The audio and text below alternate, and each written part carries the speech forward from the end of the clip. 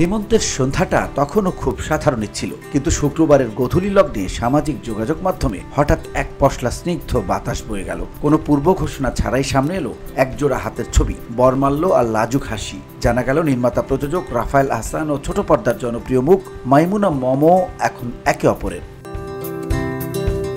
বলা নেই কনেই হঠাৎ করেই বিয়ের পিড়িতে বসলেন এই জুটি। শুক্রবার সন্ধ্যায় ধানমন্ডির 4 সিজন রেস্টুরেন্টে যখন শহরের যান্ত্রিকতায় ব্যস্ত, ঠিক তখনই একান্ত ঘরোয়া আয়োজনে 4 হাত এক হলো তাদের। সহকর্মীদের শেয়ার করা ছবিতে দেখা মিলল নবদম্পতির ভালোবাসায় মুহূর্ত, আর তাতেই ভেসে এলো অজস্র শুভেচ্ছা বার্তা।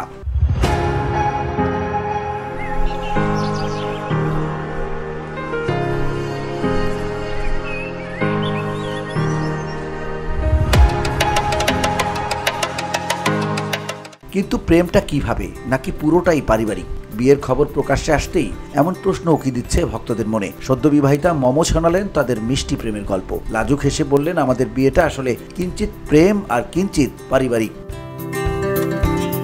মমো জানান, গল্পের শুরুটা হয়েছিল ভার্চুয়ালি, ফেসবুকে সাধারণ হাই হ্যালো দিয়েই পরিচয়ের সূত্রপাত। কিন্তু সেই পরিচয় পরিণয়ের রূপ নিতে খুব বেশি সময় নেয়নি। একদিন কফি শপে দেখা করলেন দুজনে, আর সেই এক দেখাতেই জীবনের মোড় ঘুরে গেল। কফির ধোয়া মিলিয়ে যাওয়ার আগেই রাফায়েল সরাসরি প্রেমের প্রস্তাব দিয়ে বসেন। মমো বলেন, ও যেদিন প্রপোজ করলো আমি সোজা বলেছিলাম আমার বাসায় কথা বলো। ও দেরি করেনি, বাসায় কথা বললো, আর সেই কথা বলতে বলতেই আজ আমরা এক হলাম।